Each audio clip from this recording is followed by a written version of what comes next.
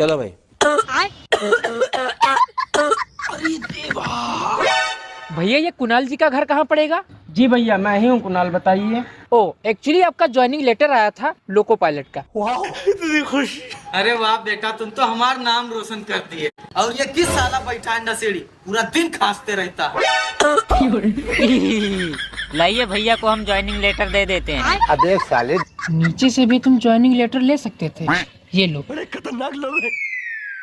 अरे भैया उसको नहीं देना था। अरे बेटा जल्दी लेटर उससे छीन।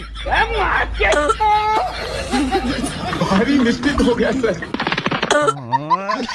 अरे पापा पकड़िए इसे, नहीं तो मैं बर्बाद हो जाऊंगा।